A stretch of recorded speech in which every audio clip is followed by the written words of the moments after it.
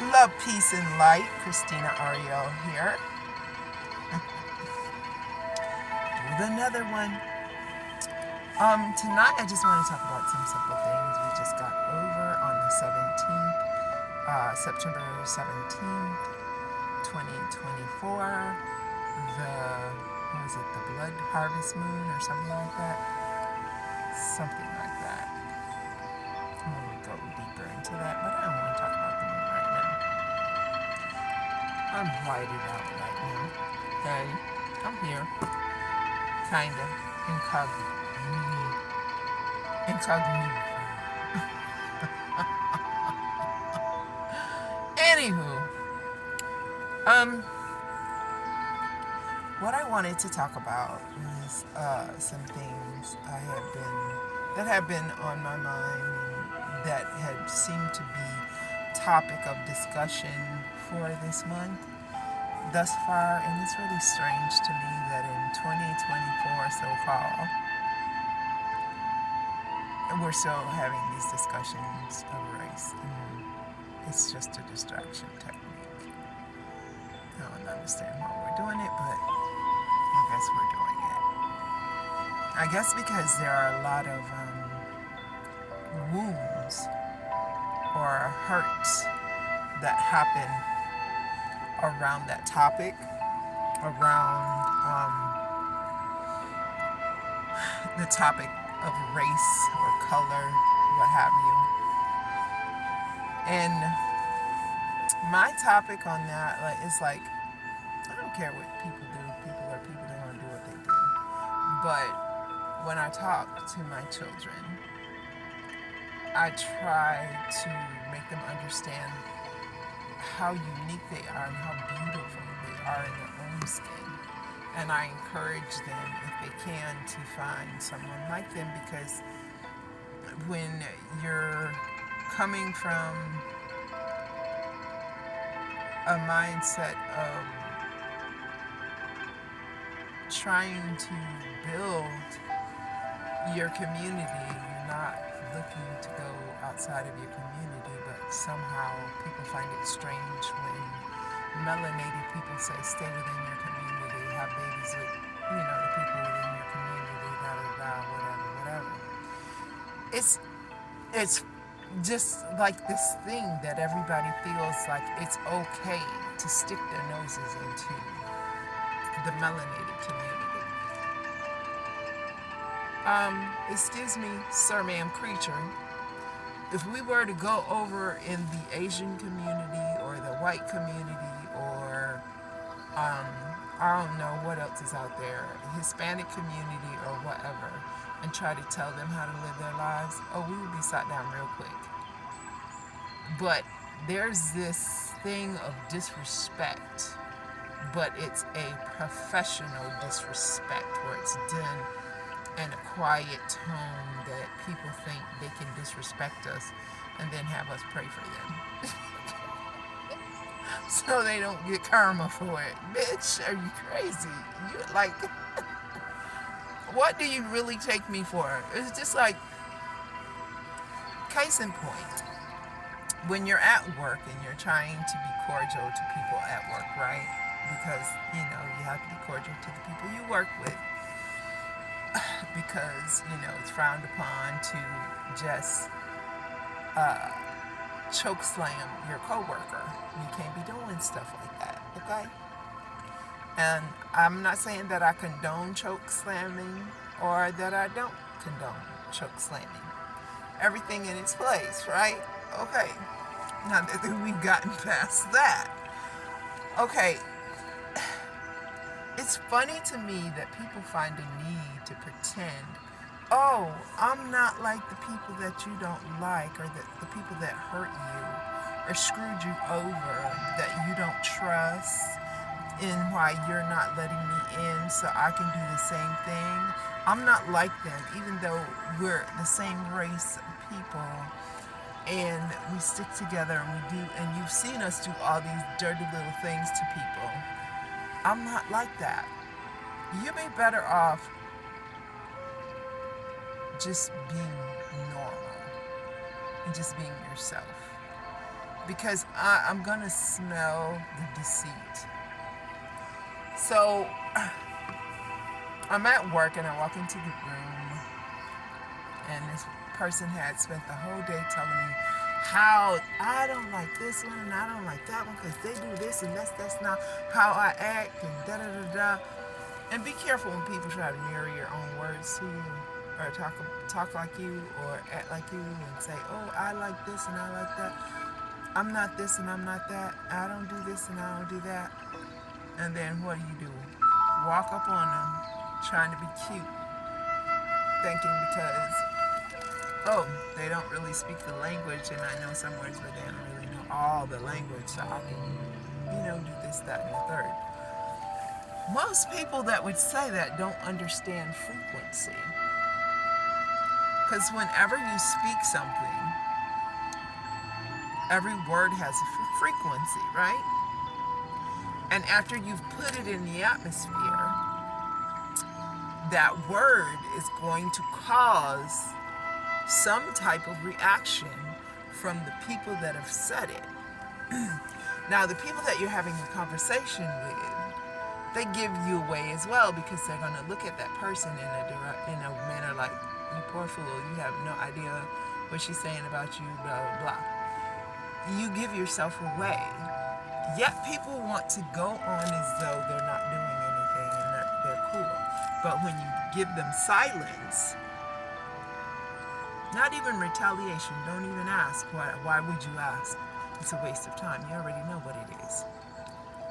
We are in a time and place where people don't even understand, they don't even fathom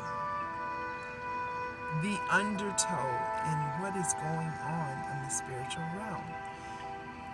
It is clear to me that most people are asleep.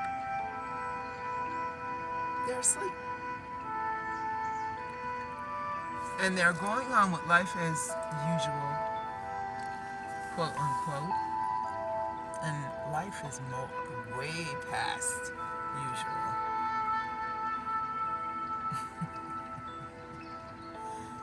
But they want you to be as dumb as they are and as brain dead.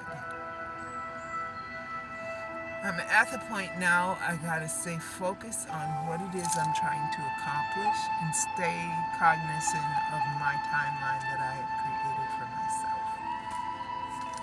Because it is very, very important for me to stay on my timeline and get the things that I need to accomplish accomplished.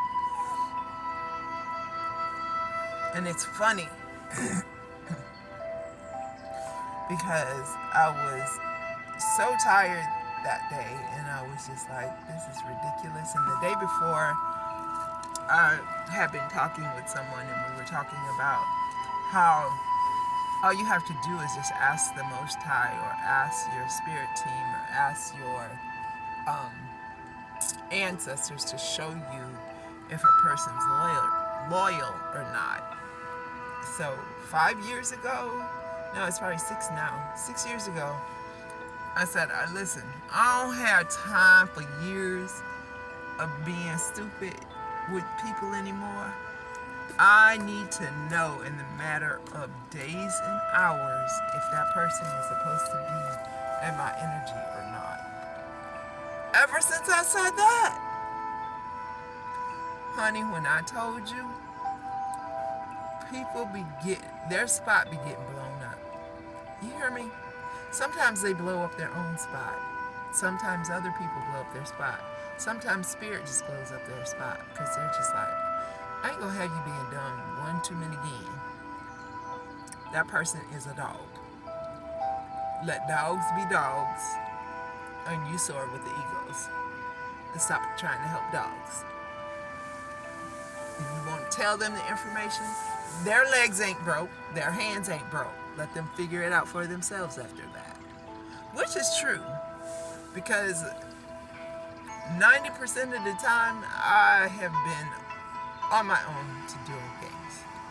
And when I did get help, it was like, we giving you this help, but we're going to talk about you too. So it's not like the help is better. It's just in some ways, sometimes faster. So for me, I've been taught how to be alone for a long time. At this point in juncture, I don't want to be friends with anything less than my soul tribe. So if it ain't gonna fit, could you please step on to the side, because you're getting on my nerves, you're making my head hurt. And I can't be cordial. I can't keep being cordial to fake people. I can't do it. It's exhausting. I'd rather just get on to where and who I'm supposed to be hanging out with, doing whatever. I mean, all that other stuff is a waste of time. Fake friends, fake and laughing and getting along with people for why? I can't do it anymore. I just can't. I can't fake. I can't front a fake. I can't. I cannot do it. And I feel bad for these children who are going into these families of people that really don't like black people, but they need to use black people for one reason or another. So they fake the fraud to a significant other so they can get their paperwork. And when I say paperwork, it's just like if they're from another country, or if they need to do something, or if they want to move out and have their own house, but they can't really afford their own rent, so they need to. It's different for the girls that were brought up in the U.S. They kind of like, they're used to living on their own, because just majority of the time, that's just how melanated women roll. They have to get out of the house, they go to school, they get a job, and they're working on their own or whatever. Some move in with people, but I mean, it can go good or it can go bad, but majority of, I'm not saying all melanated women, but most melanated women I know are very self-sufficient. And I didn't hang out with the WIC crowd or the whatever they call it, defect services. I guess that's like people that get checks every month. I don't even know what that's like, and if it's like what I'm told it's like, baby, that's a waste of time. That's a waste of your efforts for the day. You could have went and found you 2-3 jobs and you did the same thing that you did in that office, because these people, number one, they ain't trying to give you no money anyway, even though the money probably yours anyway, but they ain't trying to give you nothing. And then people from outside of the country, even though the country is ours, they come from outside the country and they spending your money that should be in trust on these people. But neither here nor there, we allowed it to happen, right? So the question is, what are we going to do to change it? So my part to change my plight is, now we've done the worker bee thing, you've done the manager thing, you've done the help somebody else build their business thing. Now, do your own thing, whatever that may be. So, and I hate sitting too long in the same spot. I don't like those people that always want to know what you're doing and what you got going on. That ain't none of your business. What you doing? What you got going on? Not that I care, but you need to be in your business as much as you're in my business. Maybe then your life will be different. Because surely you can't be doing a justice for yourself trying to find out what the hell I'm doing every 5 minutes and watching me on social media and trying to watch me in the neighborhood and trying to put private detectives on my tail to see what I'm doing because you're trying to steal. Yeah, I know. It's ridiculous. People think that all that stuff going on in Hollywood only goes on in Hollywood. Every day, people are using businesses for fronts. like insurance, to run insurance scams, because scammers are a dime a dozen. It seems like our people got more scammers going on than anything else, and that's a sad thing. Because we used to be dangerous out here in the streets. You know what I'm talking about? We used to be kicking butt and taking names. Now you got a large bunch of us that run scams. And the sad part is, you run them on your own people. Not that you should be running scams on anybody, but damn. So what happens when you get older, you're in need or whatever? Eventually your name becomes mud. Eventually people understand and know what you're doing. It's the law of the universe. What you put out has to come back. People don't get it. People just don't get it. And it is so weird to me, because I grew up in an era where my grandfather took his responsibility not only for his family but the community serious. And so did my grandmother. For the longest time, like until just before my uncle died, I thought my grandmother was selling soup and washing clothes. I knew she washed clothes for people, that's how she made money. And she was a candy lady, that's how she made money. And I knew she did canning and everything, because I had to help, every fall, like we did it in the season. So whatever season was hit, like say we had a season for cherries, we do a whole massive cherry canning, right? And then cabbage, so on and so forth. So whatever came out of the garden, there was a massive canning for it. So, but I didn't know we had a root cellar, and we had I don't know what to call it. It was just like a pantry in the back porch. It was like a pantry in the back porch of where we put so many of the canning goods, and then we had the root cellar where the family canning went, to share amongst the family or whatnot. And we basically 6 months out of the year, if not the whole year, we were canning. And then she did specialty canning, like if there was a influx or inflow of cabbage, like cabbage will grow that season, but then sometimes it'll have extra growth period. So, and the farmers back in the day, they would do a massive cleaning up the crop, and then whatever was left, they would let people that they knew or sharecroppers go back into the field and get whatever. I don't know if it was a spoken thing or unspoken thing. I don't know. I was a kid, so a child, so I don't know for sure like how it worked or whatever. But anywho, then they would take, and people that would lose their jobs or whatever, my granny, my Mima, or Mama as we used to call her, she would make soup. There was always a big old, like I'm talking about a gigantic, huge pot of soup, like the soup Nazi soup pot on Seinfeld. And I thought she was selling soup for years.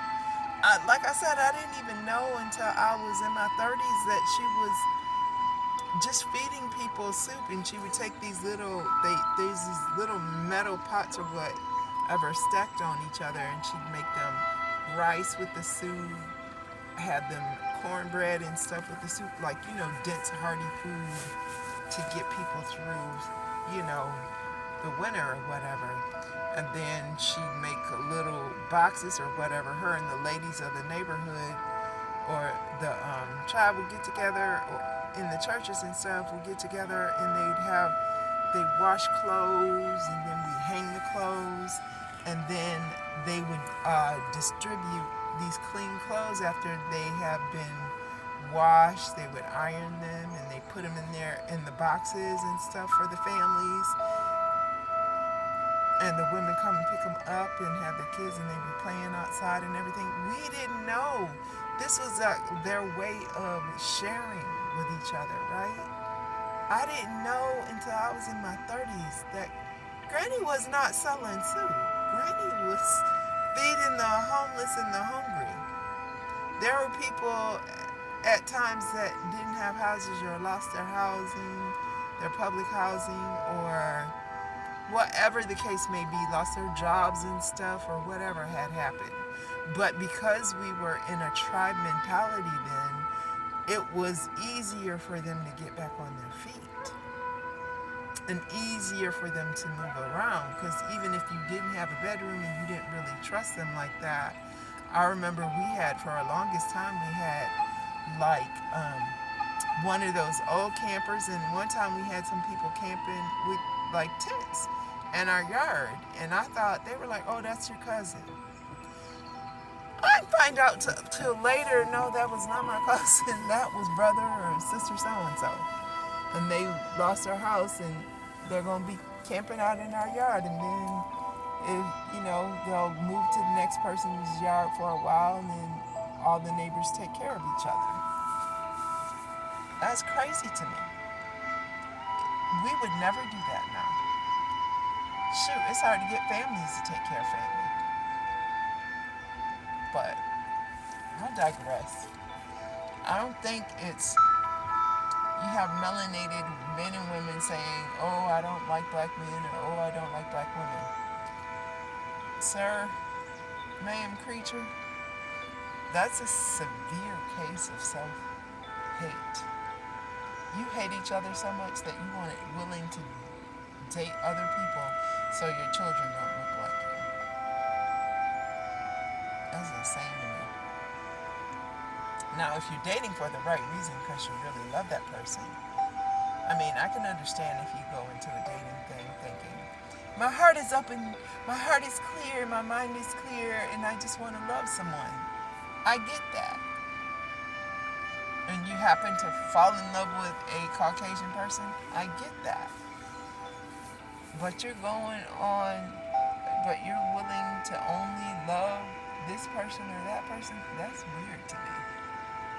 Or it has to be other. I like anybody that's not black. Like, what? That's weird. That's really weird. But, to each his own. I mean, I don't care, it's not my business. It's just like those weird people that say, I pray for my enemies. Baby, I utilize my energy. You understand me? If somebody has been harvesting my energy, I'm going to turn around and pray for them. How many different kinds of stupid can you be? I don't get that at all. I'm going to tell the universe, yeah, give me more of that. I like it. No, thank you. Not at all. I'm going to utilize my own energy. Thank you very much. And I think I utilize my energy swell without you. Anywho, that's enough of my ranting and raving. I just don't get where people are trying to go. I mean, it's not my job to get people. I'm just trying to focus more on where it is I'm trying to go. And the more I try to focus more on me, the more people try to step inside my bubble. There's only room for one in my bubble. And occasionally I expand the bubble for my family. I don't need all you randoms. Because you randoms bring extra ish that I'm not wanting to deal with. So it's not that I'm not friendly, it's just that I'm no longer stupid. And it's a little harder to fool people once they're not so stupid anymore. I get it. But that's not my problem. Y'all have a nice day or night whenever you find this video. Don't feel bad about not wanting to be a participant in the silly little games people play. It's your choice and it's your right to be free of the rhetoric and buffoonery. Love, peace, and light. This has been Ariel, Christina Ariel. Enjoy your night. Enjoy your days. Make better choices. Namaste.